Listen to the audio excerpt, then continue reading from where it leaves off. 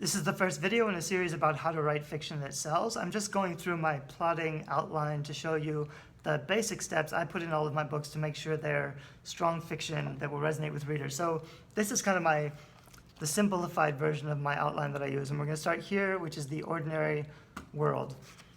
And basically when you're starting a novel, you generally start off with the background. So the character, you introduce a little bit about the character. You want to make them sympathetic, so you probably introduce them. They probably have easy ways to make them sympathetic is to give them a best friend, or to give them a pet or an animal that they rescue, or to put them in dire straits or circumstances. Often, like for commercial fiction, if you want to make it a really cliched story, and there's nothing wrong with cliche, I'm just pointing out, for example, tons and tons of best-selling commercial fiction uses the trope of the orphan. So there's an orphan that starts off, they're all alone in the world, they live with guardians or in a school or someplace where like nobody really cares about them. They don't really have a lot of friends, they don't have any power, they don't have any control over their circumstances, they're probably poor.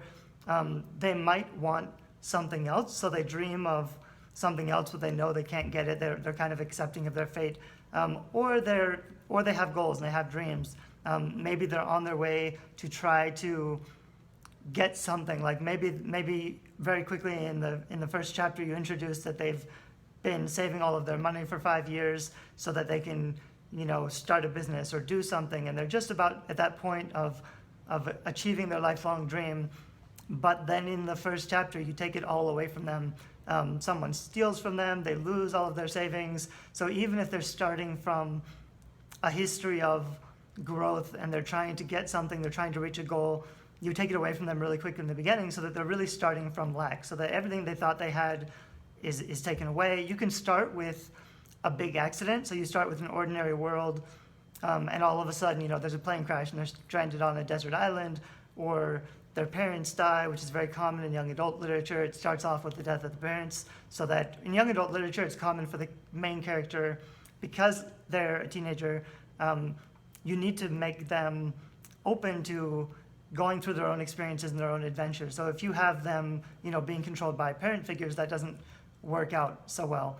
You can have a distant parent, you can have one parent who has died, but generally your main character is going to be either at the very beginning already alone, or by the end of the first chapter, they're going to be pretty much alone, so that they're free to go on that adventure, which is going to be the core of the book.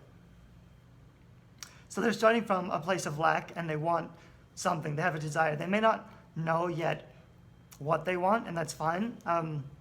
Sometimes, like maybe the main goal that they thought they wanted isn't achievable, or they in the first chapter they're trying to go after that thing and then they realize it's not achievable. They may keep going after that goal for the first half of the book or so, but that's generally going to shift, and they're going to give up that main goal that they wanted as they grow and develop. Often, I'll show you real quick in my map.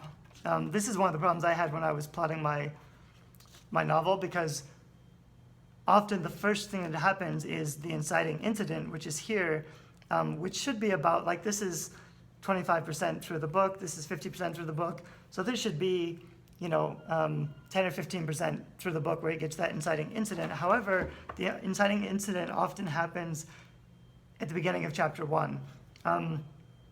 I've changed it a little bit so that my inciting incident is kind of the point of no return, which is a little bit different. I'm going to talk about those in the next couple of videos. But generally, the first chapter, the very beginning, all you're doing is setting up. Yeah, so here I have the inciting incident and the first plot point, which is the point of no return. I'll talk about those in a minute.